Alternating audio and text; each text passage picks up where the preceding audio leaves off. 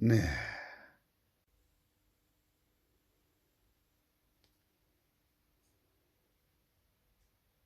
Nah.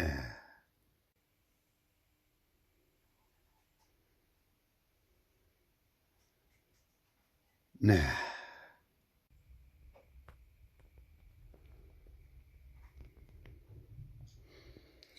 Ooh yeah. That's more like it. This was my idea. Get a snare drum out of storage and I will put a deadhead on it. Don't really want to put a deadhead on it, but can't make all that noise, so this head is also knackered anyway. It's and I can't get any more tension out of it really, so it's not going to be perfect for practice, but this is the snare drum that came with my Mapex kit. I've not used this for years. That is the reason I have not used it for years. One of the lugs broke, and then when we got it out of storage the other day, I noticed that another one had been smashed off. So I just made the two single ones another pair, and this is the final thing. needs some work, definitely. There you go. Mapex snare drum, die cast hoops, and this is what I'm going to use to do some practice on. I've checked with my neighbours, they can't really hear it, which is good. Doesn't disturb my wife too much either, which is also good. And there's no rebound really from it with the dead head on. But hey, can't have everything, but in some ways that should help, because I know some people practice on pillows or cushions so that there's no rebound, and then when you do start to get rebound, it should make life a lot easier. So let's get this dead head on, and I'm actually going to do a little bit of practice and see how we get on, shall we? I'm going to do it with a click as well, because as I said before, it is probably the best way to practice. Kind of get your internal clock going and just make your practice solid, without being all over the shop. You don't want to get good at being all over the shop, speeding up, slowing down, like I used to be when I was younger. Yes, I was terrible at speeding up. Go to do a big drum fill and suddenly the song has gone up by about 10 BPM and the band's struggling to keep up with me. Not much fun. But once I went to drum tech and I started to learn with a metronome, click, whatever you want to call it, it's really helped my playing. And when I would go into band practice and we wouldn't be using a click, my playing was much more solid anyway. So it just made for much better practice. It also made my playing easier because I would use less energy. I would use my energy better, and that is definitely a big benefit to playing for long periods of time. Our rehearsals used to be, 3 hours. Sometimes at weekend we could get 6 hours, and that's about 4 hours of practice, because you've got to allow 45 minutes at each end to set up and load in and load out. And also back then it was fag breaks and everything, and all the usual banter and shenanigans that go on in rehearsal rooms. So this is my Paiste t-shirt, one of my many that I said I will be wearing. Now I have more than one snare drum, so in a few videos time, you never know, you might see another one. I have a Mapex brass piccolo. This one is a 14x6 brass snare drum. Like I said, the piccolo, that is 14x3.5, I think, brass snare drum. I have one of the many style of Black Panther snare drums that are out there, and that's got a nice wood finish. I also have a 10-inch Mapex piccolo. I also have an old Premier pre-1967, because the kit, the tom sizes are pre-international sizes, and if you don't know what that is, go and look it up. Basically, drums back in the 60s and 50s were a different size to what they are now, and so if you do buy an old kit and you go to get your regular heads and you put them on and they're a little bit bigger than the rest of them, than the drum shell itself, and it's like, oh, and of course it won't fit in the hoop either. So you have a pre-international size drum. Means you need special heads. You can always measure it, because it will be, say it's a 12-inch tom, it will be slightly under 12 inches. So yeah, let's get on with this practice.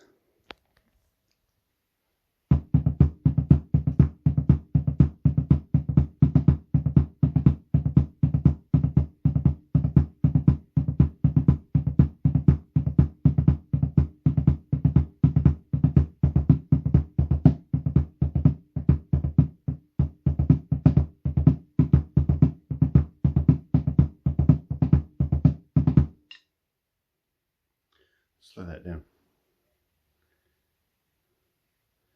I know you can't hear the metronome, but I don't want to disturb my wife with it.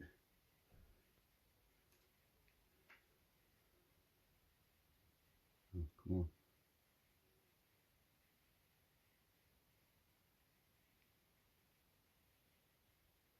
Right, 110.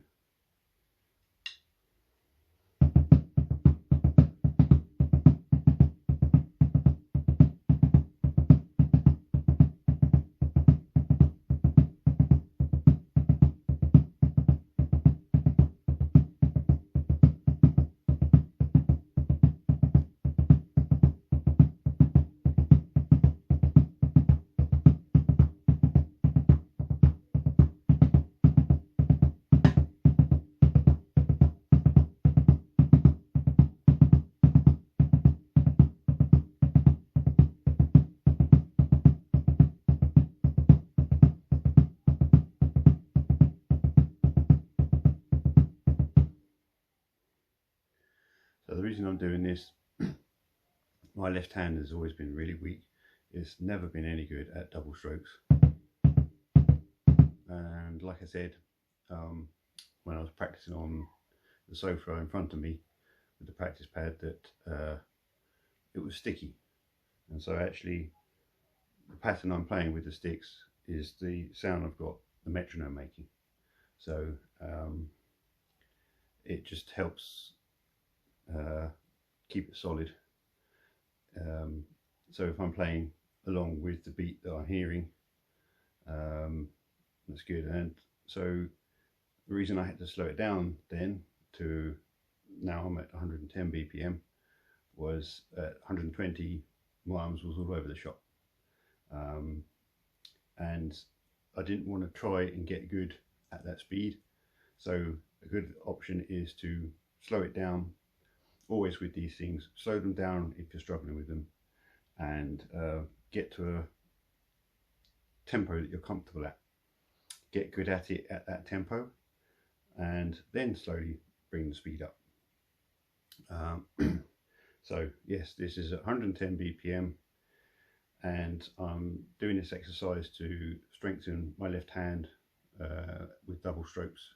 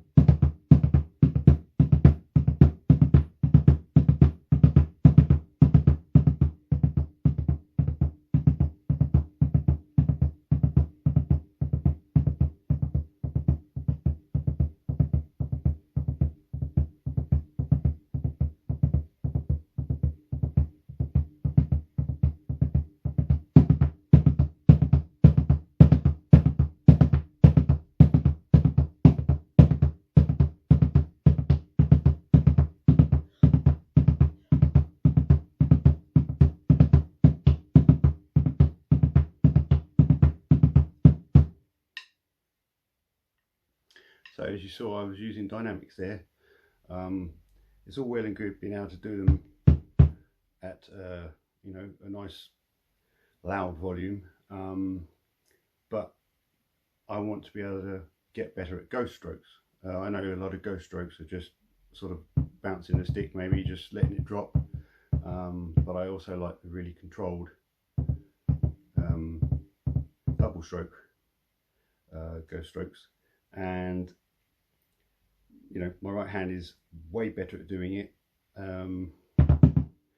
hence my paradiddles are a little bit of a mess, and as I said, they were sticky.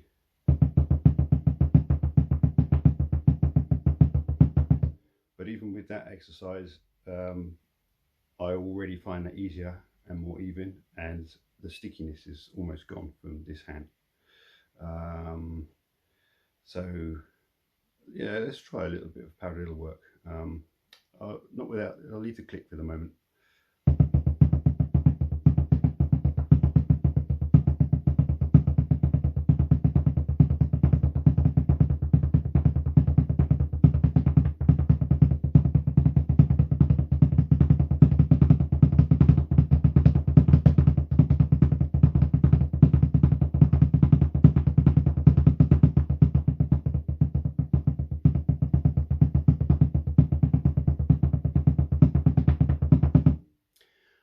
If you remember from one of the other videos, I wanted to make sure I was using the same muscle groups in both arms, because I noticed that I was having to use, or I was not having to, but I was using different muscles to get a stroke out on my left side because it was weaker. And you know, my right arm, one, being stronger, two, it wouldn't get so tired so quickly, and I just thought, no, this is why I need to take everything back to the beginning and slow down and do it as if I'm drawing for the first time ever, so that I get an evenness in both sides. And you know, when I get to do footwork at some point, which I will, I also brought my twin pedals from the storage place, and I'll get myself a bass drum practice pad. Then I'll need some kind of floor isolation so that the vibrations don't go through to my neighbour, because that will be horrible. But I'm sticking with the hands for now because it's easiest. And yes, I already, this feels tighter because it's kind of getting the most work and it's the weakest. Even though it's been, like I said, 3 years since I've played or really even had a pair of sticks in my hand, muscle memory is a wonderful thing, and it's not taking long for my limbs to kind of remember what they were doing before. And using the click is the biggest help, again, to keep things even. As I progress, I'll start messing around with a click that speeds up and slows down, and the fact that there's different patterns and all sorts of things.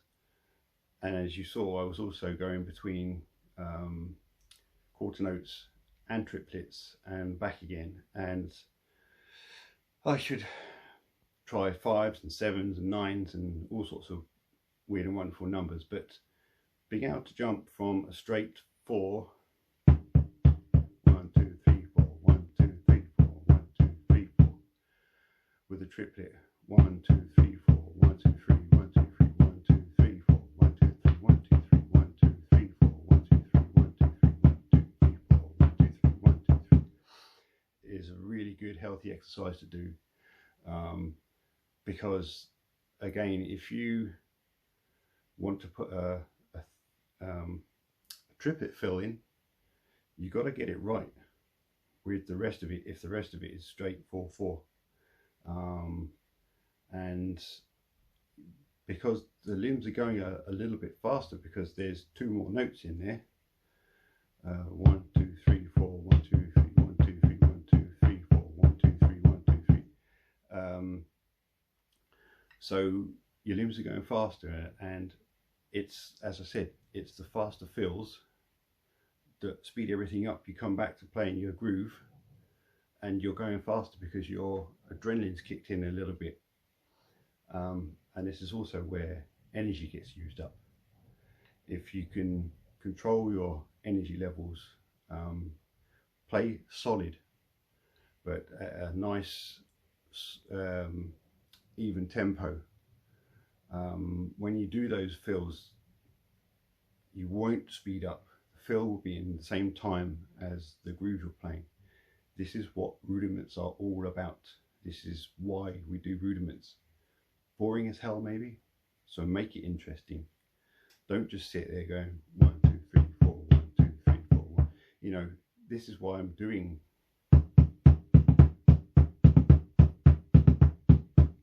Or if I'm just doing one arm stuff.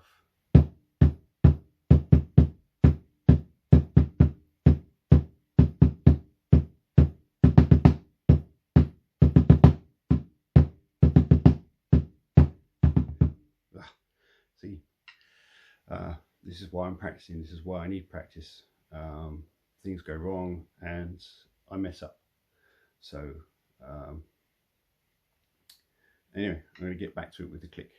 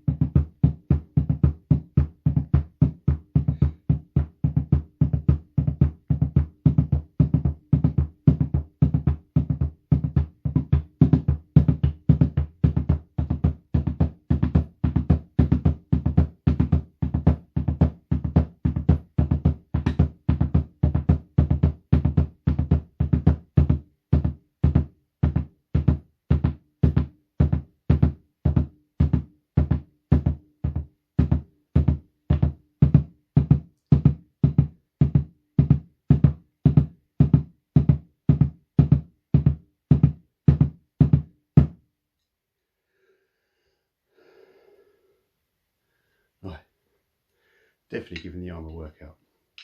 So remember, as I said, put the sticks end to end, and if you feel your arm tightening up, then just give it a loosen, help it out.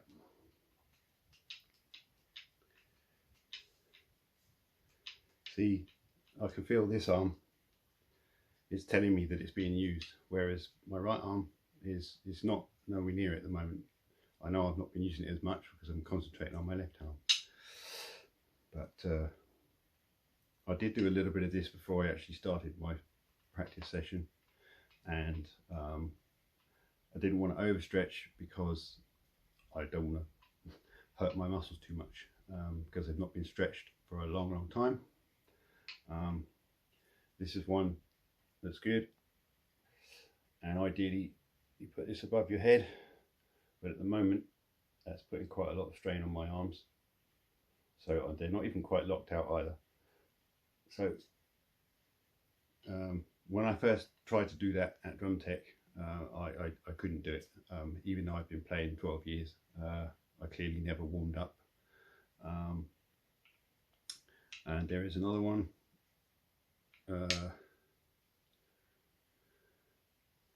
Yeah, like this.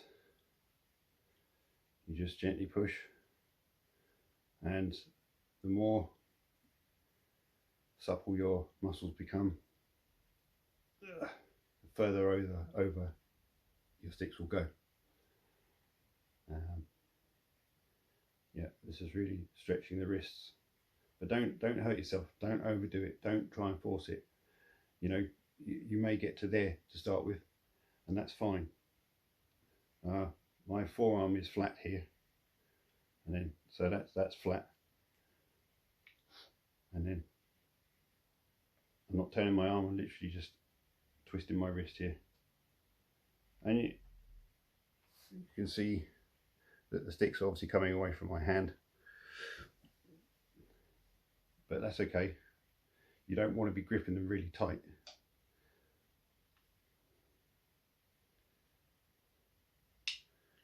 And then just gently, yeah, see, that hurts a little bit now, but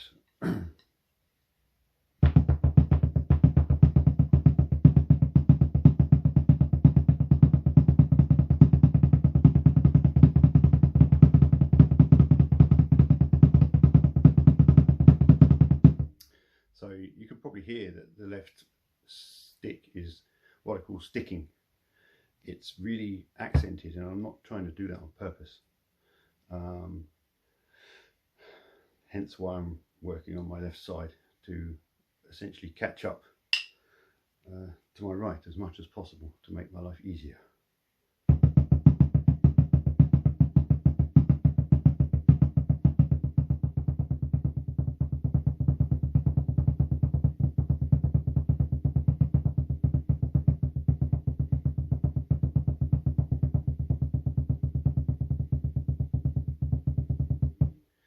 Yes, see, even trying it really low.